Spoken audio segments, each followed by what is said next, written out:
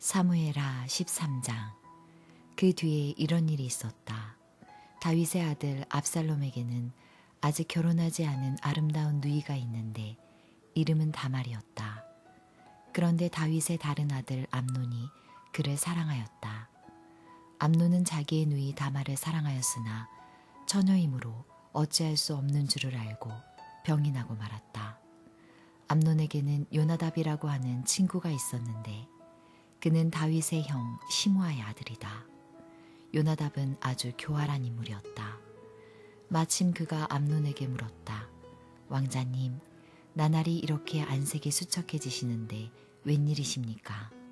나에게 그 까닭을 알려주지 않으시겠습니까? 암논이 그에게 말하였다.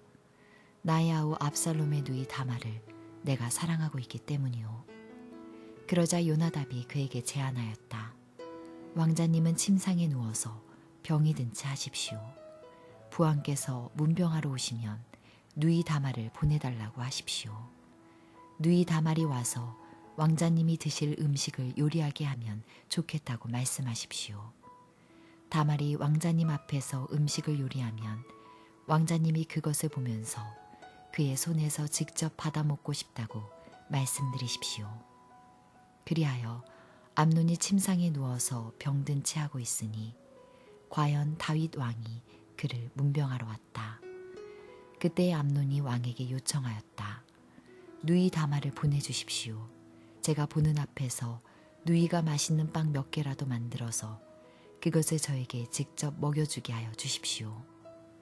다윗은 다말의 집으로 사람을 보내어서 지시하였다. 어서 내 오라비 암논의 집으로 가서 그에게 먹을 것을 좀 만들어 주어라. 다말이 자기의 오라버니 암논의 집으로 가서 보니 그가 침상에 누워 있었다. 다말이 밀가루를 가져다가 이겨서 그가 보는 앞에서 맛있는 빵 몇 개를 빚어 잘 구웠다.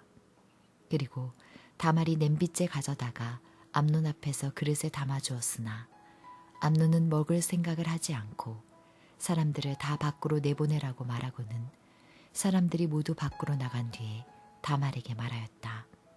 그 빵을 이 침실로 가지고 들어와서 내가 손수 나에게 먹여다오.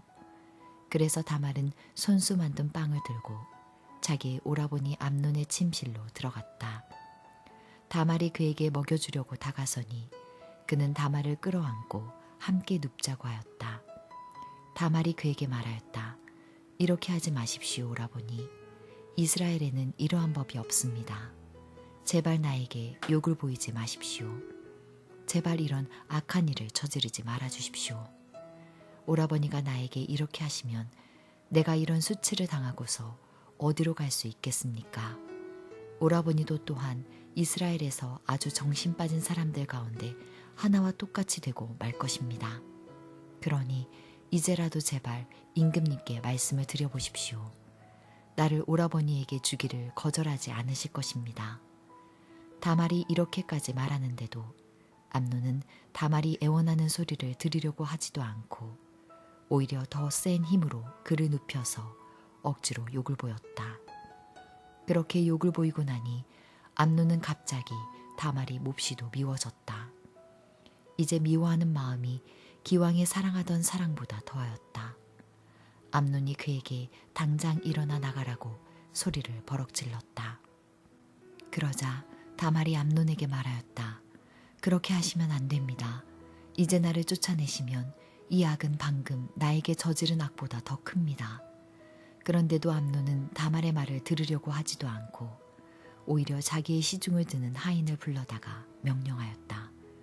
어서 이 여자를 내 앞에서 내쫓고 대문을 닫고서 빗장을 질러라. 암논의 하인은 공주를 바깥으로 끌어내고 대문을 닫고서 빗장을 질렀다. 그때의 다말은 소매에 색동으로 수를 놓은 긴 옷을 입고 있었다. 공주들은 시집가기 전에는 옷을 그렇게 입었다. 이제 다말은 머리에 재를 끼얹고 입고 있는 색동 소매 긴 옷도 찢고 손으로 얼굴을 감싼 채로 목을 놓아 울면서 떠나갔다. 다말의 오라버니 압살롬이 다말을 보고 물었다. 내 오라비 암논이 너를 건드렸지. 얘야, 암논도 내 오라비이니 지금은 아무 말도 입 밖에 내지 말아라. 이 일로 너무 근심하지 말아라. 그리하여 다말은 그의 오라버니 압살롬의 집에서 처량하게 지냈다. 다윗 왕은 이 이야기를 모두 듣고서 몹시 분개하였다. 압살롬은 암논이 누이 다말에게 욕을 보인 일로 그가 미웠으므로 암논에게 옳다거나 그르다는 말을 전혀 하지 않았다. 2해가 지난 어느 날 압살롬은 에브라임 근처의 바알 하솔에서 양털을 깎고 있었다. 이때에 압살롬이 왕자들을 모두 초대하였다. 압살롬은 다윗 왕에게도 찾아가서 말하였다. 임금님, 제가 이번에 양털을 깎게 되었으니 임금님도 신하들을 거느리시고 이 아들과 함께 내려가셔서 잔치에 참석해 주시기를 바랍니다. 왕이 압살롬에게 말하였다. 아니다 내 아들아. 우리가 모두 따라가면 너에게 짐이 될 터이니 우리는 가지 않으마. 압살롬이 계속하여 간청을 하였지만 왕은 함께 가고 싶지 않아서 복을 빌어주기만 하였다. 그러자 압살롬이 말하였다. 그러면 맏형 암논이라도 우리와 함께 가도록 허락하여 주시기 바랍니다. 왕이 그에게 물었다. 암논이 너와 함께 가야 할 이유가 무엇이냐? 그래도 압살롬이 계속하여 왕에게 간청하니 왕은 암논과 다른 왕자들이 모두 그와 함께 가도 좋다고 허락하였다. 압살롬은 이미 자기의 부하들에게 명령을 내렸다. 암논이 술을 마시고 기분이 좋아질 때를 잘 지켜보아라. 그러다가 내가 너희에게 암논을 쳐 죽이라고 하면 너희는 겁내지 말고 그를 죽여라. 내가 너희에게 직접 명령하는 것이니 책임은 내가 진다. 다만 너희는 용감하게 주저하지 말고 해치워라. 마침내 압살롬의 부하들은 압살롬의 명령을 따라서 하라는 그대로 암논에게 하였다. 그러자 다른 왕자들은 저마다 자기 노새를 타고 달아났다. 그들이 아직도 길에서 달아나는 동안에 다윗에게는 압살롬이 왕자들을 모조리 쳐 죽여서 한 사람도 살아남지 못하였다는 소식이 들어갔다. 왕은 자리에서 일어나서 입고 있는 옷을 찢고 땅바닥에 누워버렸고 그를 모시고 서 있는 신하들도 다 옷을 찢었다. 그때 다윗의 형 시므아의 아들인 요나답이 나서서 말하였다. 임금님, 젊은 왕자들이 모두 살해되지는 않았습니다. 암논 한 사람만 죽었습니다. 암논이 압살롬의 누이 다말을 욕보인 날부터 압살롬은 그런 결심을 하고 있었습니다. 그러니 이제 높으신 임금님께서는 왕자들이 다 죽었다고 하는 뜬 소문을 듣고 상심하지 마십시오. 암논 한 사람만 죽었을 따름입니다. 그 사이에 압살롬은 도망쳐버렸다. 바로 그때에 예루살렘의 보초병 하나가 호로나임 쪽에서 많은 사람이 언덕을 타고 내려오는 것을 보고서 왕에게 알렸다. 그러자 요나답이 왕에게 아뢰었다. 틀림없습니다. 왕자님들이 돌아오시는 것입니다. 이 종이 이미 말씀드리지 않았습니까? 요나답이 말을 막 마치는데 왕자들이 들어와서 목을 놓아 울기 시작하였다. 왕도 통곡하고 모든 신하도 통곡하였다. 압살롬은 도망하여 그술왕 암미웃의 아들 달메에게로 갔고 다윗은 죽은 아들 암논 때문에 슬픈 나날을 보냈다. 압살롬은 도망한 뒤에 그술로 가서 그곳에 3해 동안 머물러 있었다. 그러는 사이에 다윗 왕은 암논을 잃었을 때에 받은 충격도 서서히 가라앉았고 오히려 압살롬을 보고 싶어하는 마음이 점점 간절해졌다. 사무엘하 14장. 왕의 마음이 압살롬에게로 쏠리는 것을 스루야의 아들 요압이 알았다. 요압이 드고아로 사람을 보내어 거기에서 슬기로운 여인 한 사람을 데리고 와서 부탁하였다. 그대는 초상당한 여인처럼 행동하시오. 몸에는 상복을 입고 머리에는 기름도 바르지 말고 이미 오랫동안 죽은 사람을 애도한 여인처럼 꾸민 다음에 임금님 앞으로 나아가서 내가 일러주는 대로 호소하시오. 요압은 그 여인에게 할 말을 일러주었다. 드고아에서 온 그 여인은 왕에게로 나아가서 얼굴이 땅에 닿도록 엎드려서 절을 한 뒤에 임금님 저를 살려주십시오 하고 애원하였다. 왕이 여인에게 무슨 일이냐 하고 물으니 그 여인이 이렇게 하소연하였다. 저는 남편이 죽어서 가련한 과부가 되었습니다. 이 여종에게 2 아들이 있는데 들에서 서로 싸우다가 말리는 사람이 없으므로 아들 하나가 다른 아들을 죽였습니다. 그런데 이제는 온 집안이 들고 일어나서 이 종에게 형제를 때려 죽인 그 아들을 내놓으라고 합니다. 죽은 형제의 원수를 갚고 살인자를 죽여서 상속자마저 없애버리겠다고 합니다. 그들은 저에게 남아있는 불씨마저도 꺼버려서 제 남편이 이 땅에 이름도 자손도 남기지 못하게 하려고 합니다. 다 듣고 난 왕은 여인에게 말하였다. 이 문제를 두고서는 내가 직접 명령을 내리겠으니 집으로 돌아가거라. 그러나 드고아 여인은 왕에게 아뢰었다. 우리의 높으신 임금님께서 무엇을 하시든지 이 일에 있어서 허물은 저와 제 아버지의 집안에 있습니다. 임금님과 왕실에는 아무런 허물이 없습니다. 왕이 대답하였다. 누구든지 너를 위협하거든 그를 나에게로 데리고 오너라. 아무도 너를 괴롭히지 못하게 하겠다. 여인은 또 간청하였다. 그러면 임금님께서 섬기시는 주 하나님께 간구하셔서 저의 죽은 아들의 원수를 갚으려고 하는 집안 사람들이 살아있는 저의 아들까지 죽이는 크나큰 범죄를 저지르지 못하게 막아주시기를 바랍니다. 왕이 대답하였다. 주님께서 확실히 살아계심을 두고 맹세하지만 내 아들의 머리카락 하나도 땅에 떨어지지 않게 하겠다. 그 여인이 또 간청하였다. 이 종이 높으신 임금님께 한 말씀만 더 드리도록 허락하여 주시기 바랍니다. 왕이 그렇게 하라고 하니 그 여인이 이렇게 말하였다. 어찌하여 임금님께서는 하나님의 백성에게 그처럼 그릇된 일을 하셨습니까? 임금님께서는 임금님의 친아들인 왕자님이 이 나라로 돌아오는 것을 허락하지 않으셨습니다. 이러한 처사는 지금까지 이 종에게 말씀하신 것과는 다릅니다. 임금님께서는 그렇게 말씀만 하시고 왕자님을 부르지 않으셨으니 이것은 잘못된 일이라고 생각합니다. 우리는 다 죽습니다. 땅에 쏟으면 다시 담을 수 없는 물과 같습니다. 그러나 하나님은 생명을 빼앗지 않으시고 방책을 베푸셔서 비록 내어 쫓긴 자라 하더라도 어떻게 해서든지 하나님께 버림받은 자가 되지 않게 하십니다.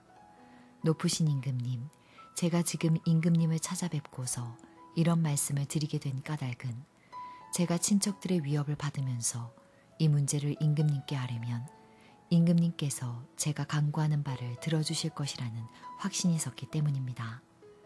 저희 집안 사람들이 저와 저희 아들을 죽이려 하고 하나님이 주신 이 땅에서 끊어버리려고 하지만은 임금님께서 저의 사정을 들어서 하시면 구원하여 주실 것이라고 생각하였습니다. 이 종은 또 높으신 임금님께서는 말씀으로 저를 안심시켜 주실 것이라고 믿었습니다.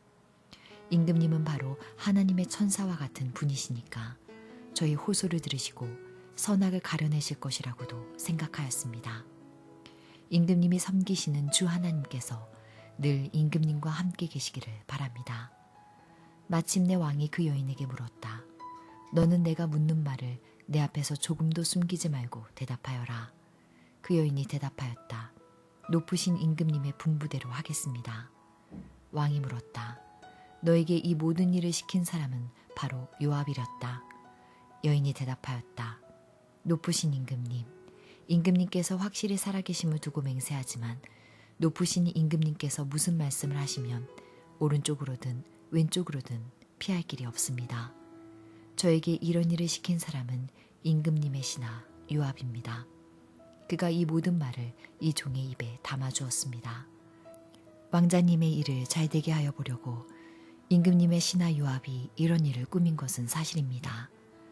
그러나 임금님께서는 하나님의 천사처럼 슬기로우심으로 일어난 모든 일을 다 아실 줄 압니다. 그러자 왕이 직접 요압에게 명령을 내렸다. 보시오, 내가 장군의 뜻대로 하기로 결심하였으니 가서 그 어린아이 압살롬을 데려오시오. 요압이 얼굴을 땅에 대고 절을 하면서 말하였다. 하나님께서 임금님께 복을 베푸시기를 빕니다. 높으신 임금님이 이 종의 간청을 이렇게 들어주시니 이 종이 임금님의 총애를 입은 줄을 오늘에야 알았습니다. 그리고는 요압이 일어나 그술로 가서 압살롬을 데리고 예루살렘으로 왔다. 그러나 왕의 지시는 단호하였다. 그를 집으로 돌아가게 하여라. 그러나 내 얼굴은 볼 수 없다. 그리하여 압살롬은 아버지에게 인사도 하지 못하고 자기 집으로 돌아갔다. 온 이스라엘에 압살롬처럼 머리 끝에서 발끝까지 흠잡을 데가 하나도 없는 미남은 없다고 칭찬이 자자하였다. 그는 머리숱이 많아 무거워지면 해마다 연말에 한 번씩 머리를 깎았는데 머리를 깎고 나서 그 머리카락을 달아보면 왕궁 저울로 200세겔이나 되었다. 압살롬에게는 아들 셋과 딸 하나가 있었다. 그 딸의 이름은 다말인데 생김새가 아주 예뻤다. 압살롬은 예루살렘으로 돌아와서 두 해를 지내는데도 왕의 얼굴을 한 번도 뵙지 못하였다. 압살롬이 요압을 왕에게 보내보려고 요압에게 사람을 보냈으나 요압은 압살롬을 방문하지 않았다. 두 번째로 다시 사람을 보냈으나 그는 여전히 오지 않았다. 그러자 압살롬이 자기의 종들을 불러다가 지시하였다. 내 밭 곁에 요압의 밭이 있다. 그가 거기에 보리 농사를 지어 놓았으니 너희는 가서 그 밭에다가 부르질러라. 그래서 압살롬의 종들이 그 밭에 부르질렀다. 그러자 요압이 압살롬의 집으로 찾아가서 따졌다. 어찌하여 종들을 시켜 나의 밭에다가 부르질렀습니까? 압살롬이 요압에게 대답하였다. 이것 보시오. 나는 이미 장군에게 사람을 보내어서 좀 와달라고 부탁을 하였소. 장군을 임금님께 보내어서 나를 왜 구술해서 돌아오게 하였는지 여쭈어보고 싶었소.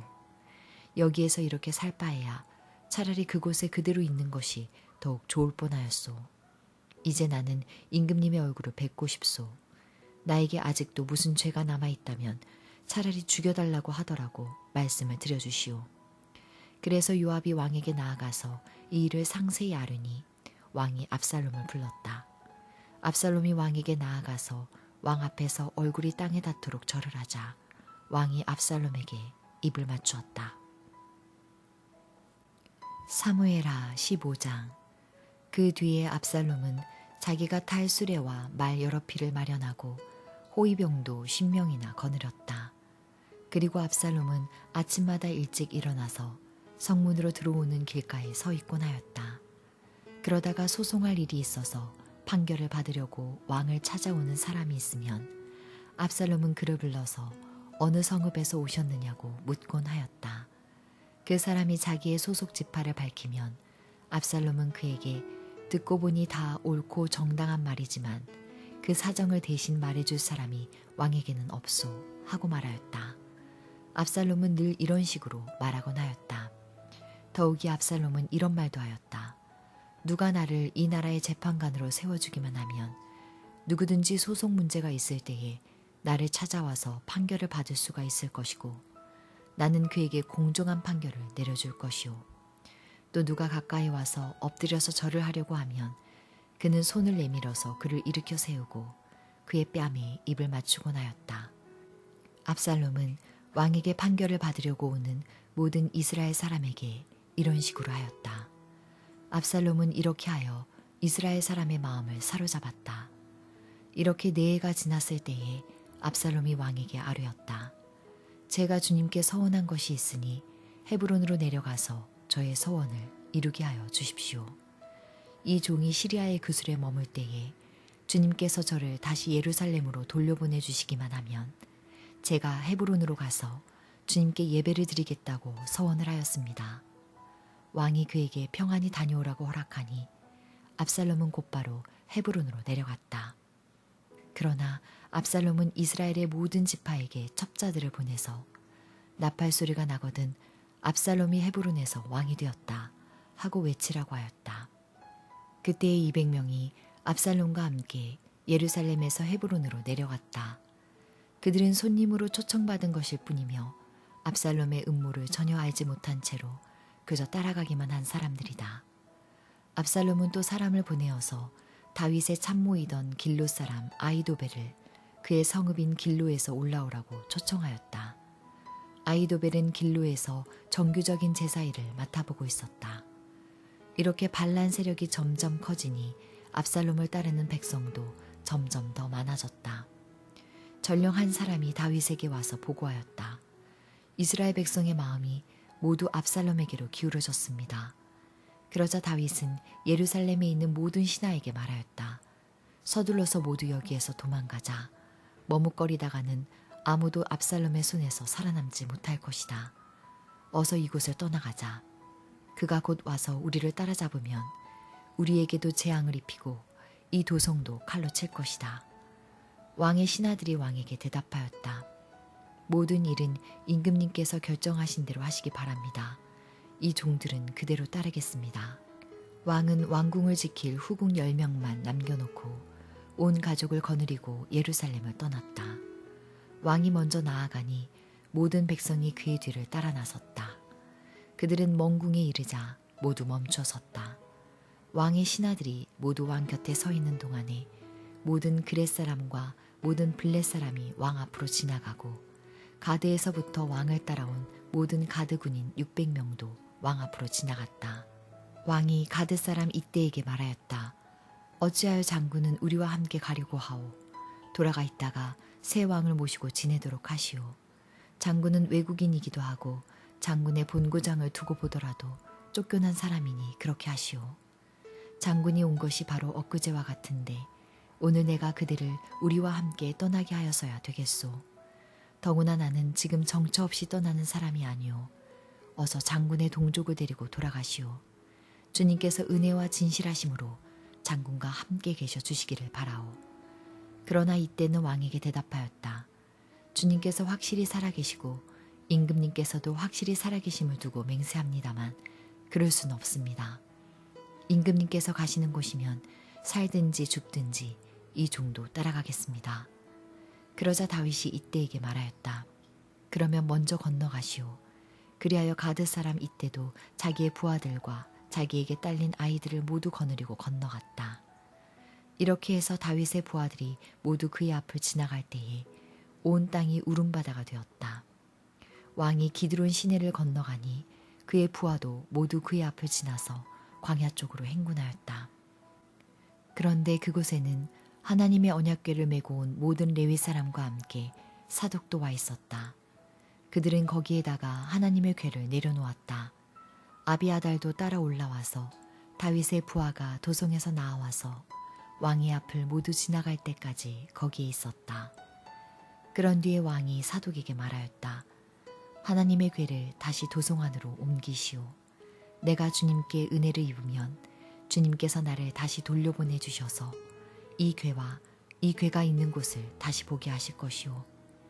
그러나 주님께서 나를 싫다고 하시면 오직 주님께서 바라시는 대로 나에게서 이루시기를 빌 수밖에 없소. 왕이 또 제사장 사독에게 말하였다.